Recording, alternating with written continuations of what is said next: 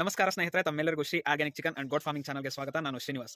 ಸ್ನೇಹಿತರೆ, ಈ ದಿನ ನಾನು ಪ್ರಮುಖವಾಗಿ ತಮ್ಮೊಂದಿಗೆ ಚರ್ಚೆ ಮಾಡುವಂತಹ ವಿಚಾರ ಏನು ಅಂತ ನೋಡೋದಾದ್ರೆ, ಕುರಿ ಮತ್ತು ಮೇಕೆ ಫಾರ್ಮ್ಗಳು ಇತ್ತೀಚೆಗೆ ಕ್ಲೋಸ್ ಮಾಡಲ್ಪಡ್ತಾ ಇದಾವೆ. ತುಂಬಾ ಜನ ಮುಚ್ಚಾಕ್ತಾ ಇದ್ದಾರೆ.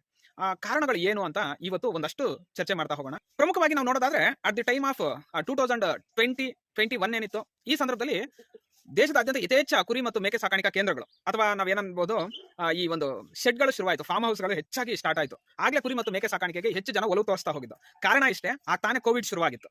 ಕೋವಿಡ್-19 ಏನ್ ಬಂದಿತ್ತು, ಆ ಸಂದರ್ಭದಲ್ಲಿ 2020 ಹೆಚ್ಚು ಜನ ಯುವಕರು ಈ ಒಂದು ಸಿಟಿಗಳಿಂದ ಹಳ್ಳಿ ಕಡೆ ಬಂದ್ರು.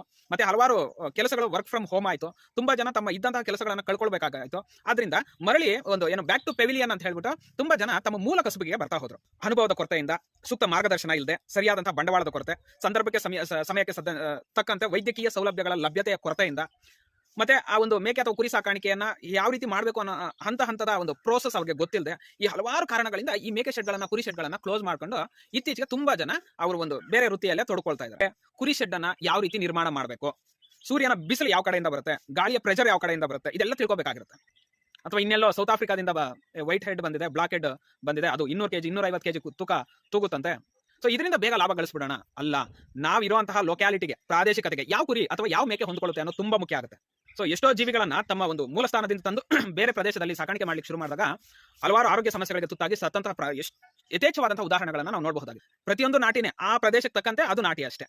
ನಮ್ಮಲ್ಲಿ ನಂದಿದುರ್ಗ ಅಂತೆ, ಉಸ್ಮಾನಿಬಾದಿ ಮೇಕೆಗಳಂತೆ, ಅಥವಾ ಇಲ್ಲಿನ ಲೋಕಲ್ ಮೇಕೆಗಳೇ ನಮಗೆ ನಾಟಿಯಾಗಿದ್ದಾವೆ ಕರ್ನಾಟಕದಲ್ಲಿ. ನಾನು ಮಾರ್ಕೆಟಿಂಗ್ ಯಾವ ರೀತಿ ಮಾಡ್ತೀನಿ, ಆ ಮಾರುಕಟ್ಟೆ ನನಗೆ ಸರಿ ಹೊಂದೋವರೆಗೂ ನನ್ನ ಮೇಕೆ ಅಥವಾ ಕುರಿಗಳನ್ನ ಇಟ್ಕೊಂಡು ಮೇಂಟೈನ್ ಮಾಡುವಷ್ಟು ಕೆಪಾಸಿಟಿ ನನ್ನಲ್ಲಿ ಇದೆಯಾ? ಮುಂದುವರೆದು ಆರೋಗ್ಯ ಸಮಸ್ಯೆಗಳು, ಇದು ತುಂಬಾ ಮುಖ್ಯ.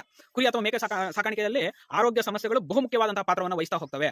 ನೀವು ಎಷ್ಟೇ ಜಾಗರೂಕತೆಯಿಂದ ನೋಡ್ಕೊಳ್ಳಿ, ಅಲ್ಲಿಗೂ ಸಮಸ್ಯೆಗಳನ್ನ ಎದುರಿಸಲೇಬೇಕಾಗುತ್ತೆ. ಇಲ್ಲಿ ವೈದ್ಯಾಧಿಕಾರಿಗಳ ಜೊತೆ ನೀವು ಉತ್ತಮ ಸಂಪರ್ಕವನ್ನು ಹೊಂದಿರಬೇಕಾಗುತ್ತೆ.